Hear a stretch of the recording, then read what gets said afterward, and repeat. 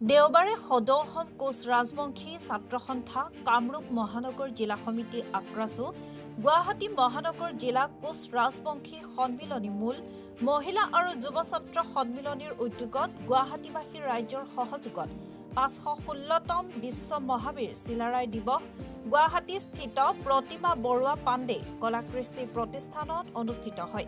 উক্ত অনুষ্ঠানটিৰ আৰম্ভণিতে মহাবীৰ চিলাৰায় আৰু হিয়াৰ আমঠু জুবিন গাৰ্গৰ প্ৰতিচ্ছবিত পন্তি প্ৰজ্বলন কৰে কোচ ৰাজবংশীৰ জন্মলগ্নৰে পৰা জড়িত এজন নায়ক সতীশ মিথিয়ে। লগতে কোচ ৰাজবংশীয় পতাকা উত্তোলন কৰে সদৌ অসম কোচ ৰাজবংশীৰ উপদেষ্টা তথা মহাজাতি 24 লাইভৰ স্বত্বাধিকাৰ ডক্টৰ পৰশমণি সিংহই। মহাবীৰ চিলাৰায় সম্পৰ্কে উক্ত অনুষ্ঠানটিত বক্তব্য আগবঢ়াই সদৌ অসম কোচ ৰাজবংশীৰ সাধাৰণ সম্পাদক দীপক বৰাৰ লগতে বহুকেইজন বিশিষ্ট ব্যক্তিয়ে।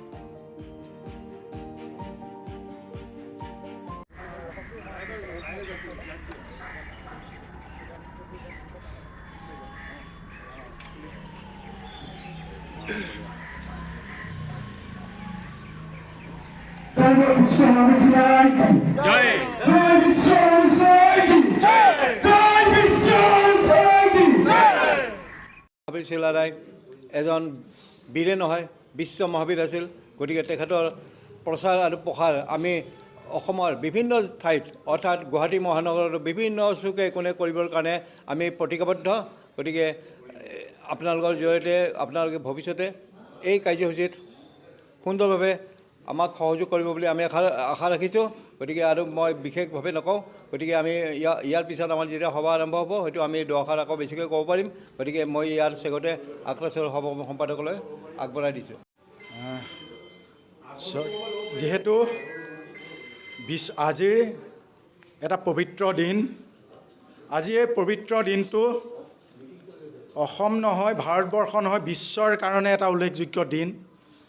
যিটো দিন মাঘী পূৰ্ণিমা, যিটো দিনত অতি শ্ৰদ্ধাৰ অসমৰ আমাৰ ভগৱান স্বৰূপ বিশ্ব মহাবীৰজনা জন্মৰ তিথি।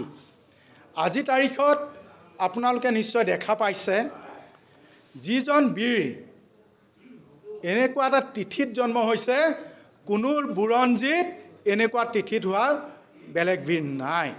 আৰু যিজন বীৰ আপোনালোকে চাব, এজনে বীৰ বিশ্বত আছে যিজনৰ কোনো তাৰিখ নাই, নিজা এটা তাৰিখ নাই, সেই তাৰিখ জন্মদিন বুলি। যিজন বীৰ বিশ্বৰ ভিতৰত তিথিত পতা হয়, বেলেগ বীৰসকলক জন্মদিনটো নিৰ্দিষ্ট ইংৰাজী তাৰিখ বা অসমীয়া তাৰিখে ধৰি পতা হয়। কিন্তু বিশ্বত এজনে যেনেকৈ শংকৰ উৎসৱটো, শংকৰ জন্ম উৎসৱটো যেনেকৈ শংকৰদেৱৰ তিথিত পতা হয়, ঠিক বিশ্ব মহাবীৰজনাৰ চিলাৰায় তিথিভাগো আমি জন্ম জয়ন্তী ভাগ কেতিয়া পাতোঁ? এই জন্মৰ যিটো তিথি আজি মাঘী পূৰ্ণিমাত আমি চৰকাৰক দেখা পাওঁ যে বিশ্ব মহাবীৰজনাৰ যি শ্ৰদ্ধা তেওঁলোকে কৰিব লাগে, কাগজে কলমে শ্ৰদ্ধা কৰি থকা দেখা পাওঁ। কাৰণ কাগজে কলমে শ্ৰদ্ধা নকৰিলে হয়তো অসমৰ বিভিন্ন জাতি জনগোষ্ঠীৰ লগতে সেই বিশ্ব মহাবীৰজনাৰ যি তেখেতৰ আগৰ যি আমাৰ পূৰ্বপুৰুষসকলৰ যেনেকৈ আছিল, আমাৰ বিশ্ব মহাবীৰজনাৰ যেনেকৈ আমাৰ ৰাজ পৰিয়ালৰ পৰা আদি কৰি আমাৰ জাতি বংশৰসকলে যদি তেখেতৰ সেইবোৰ নকৰে, তেতিয়া চৰকাৰক ধৰিব বুলিয়ে কাগজে কলমে বিশ্ব মহাবীৰজনাক সীমাবদ্ধ কৰি ৰাখিছে। আমি আপোনালোকৰ মাধ্যমে অসম চৰকাৰ তথা ভাৰত চৰকাৰক এটা অনুৰোধ জনাওঁ যে বিশ্ব মহাবীৰ তিথিভাগ যাতে অসমতে নহয়, ভাৰত চৰকাৰে ভাৰতত আৰু সমগ্ৰ বিশ্বৰে যাতে বিশ্ব মহাবীৰ তিথিভাগ জন্ম জয়ন্তী আয়োজন কৰক। আপোনালোকৰ মাধ্যমে অনুৰোধ জনাওঁ, বিভিন্ন জাতি ধৰ্ম নিৰ্বিশেষে আমাৰ গাঁৱৰ বিভিন্ন নগৰে চহৰে আমি যি সমাজ পাতি বাস কৰোঁ, সেই সমাজৰ যি নামঘৰত যেতিয়া বিশ্ব মহাবীৰজনাৰ তিথি এভাগ নাপাতে আমি খুব দুখ পাওঁ। কিয় দুখ পাওঁ? আজি সেই নামঘৰ ভাগ যদি বিশ্ব মহাবীৰ চিলাৰায় নোহোৱা হ'লে আজিৰ তাৰিখত নামঘৰ প্ৰতিষ্ঠা হ'ব নোৱাৰিলেহেঁতেন। কিয় নোৱাৰিলেহেঁতেন? কাৰণ শংকৰদেৱ জীয়াই নাথাকিলেহেঁতেন, শংকৰদেৱ জীয়াই নথকা হ'লে আজিৰ বিভিন্ন নাম ধৰ্ম প্ৰচাৰ নহ'লহেঁতেন, নাম ধৰ্ম প্ৰচাৰ নোহোৱা হ'লে আজি অসমৰ যি আন্তৰিকতাই বান্ধোনেৰে যি নামঘৰত যি আমি একেখন সমাজত বাস কৰা বিভিন্ন জাতি জনগোষ্ঠী আছিল, এই সমাজখন নহ'লহেঁতেন। এই সমাজখন অকল ইনডাইৰেক্টকৈ ক'বলৈ গ'লে অভিভাৱকস্বৰূপ বিশ্ব মহাবীৰ চিলাই হোৱাৰ বাবেই আজিৰ তাৰিখত শংকৰদেৱ জীয়াই থাকিল।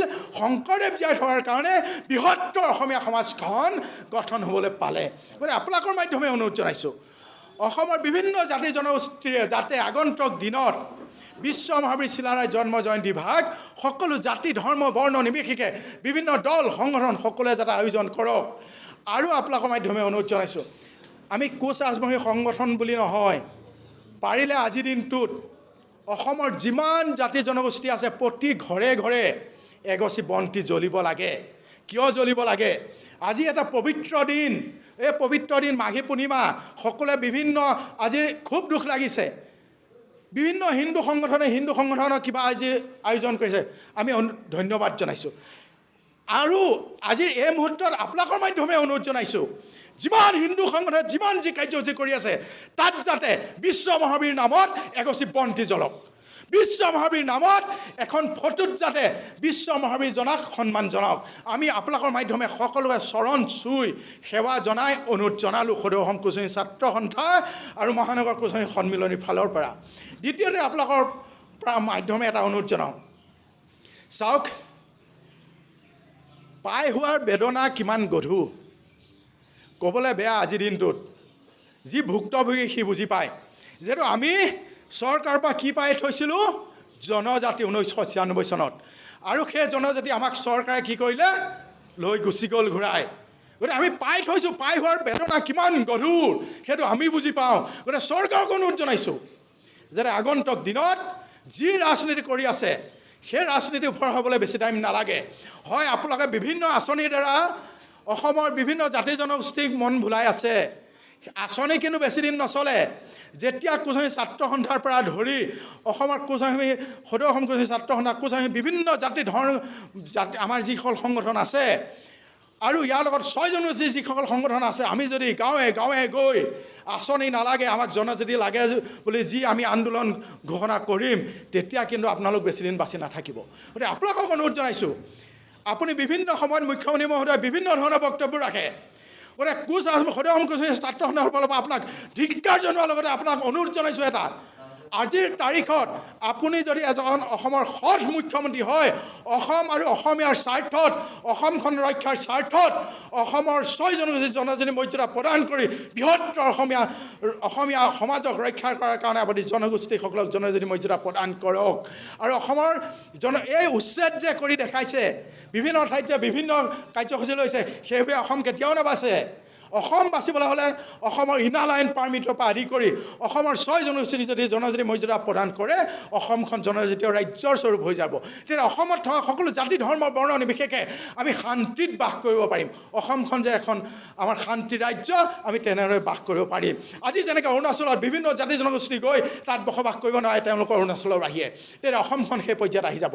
গতিকে আপোনালোকৰ মাধ্যমে অসমত যাতে অসম চৰকাৰে জনজাতি মৰ্যাদা অতি সোনকালে প্ৰদান কৰক। অন্যথা যদি এক দেশ এক নিৰ্বাচন 1929 চনত যদি হ'বলৈ হয়, তাৰ আগত দৰকাৰ মৰিবলৈ ভয় নকৰোঁ, নিজৰ তেজ দিবলৈ ভয় নকৰোঁ। কোচ অন্তৰত তেজ আছে, জাতিৰ তেজ আছে। কোচ প্ৰতিটো যুৱকে আপোনাৰ লগত যিসকলে ভাৱে সনা পিটিকা কৰি আছে, সেইসকল কিন্তু কোচ যুৱকৰ ভিতৰত এজন আমি নহয়। আমি কেতিয়াও আপোনাৰ পৰা বিচৰা নাছিলোঁ যে কিছুমান টুলুঙা মন্তব্য। গতিকে মুখ্যমন্ত্ৰী মহোদয়, অহা নিৰ্বাচনৰ ভিতৰত আপোনাৰ পৰা কিবা এষাৰ বক্তব্য পোৱা আশাৰে আজিৰ এই পবিত্ৰ দিনটোত আপোনাৰো যিহেতু জন্মদিন, শুভেচ্ছা জনাই কোচহীকে ধৰি অসমৰ 6 জনগোষ্ঠীৰ জনজাতি মৰ্যাদা প্ৰদান কৰিবৰ কাৰণে আমি দাবী জনালোঁ। ধন্যবাদ। গুৱাহাটীৰ পৰা ছাদ্দাম হুছেইনৰ ৰিপৰ্ট, মহাজাতি 24 লাইভ।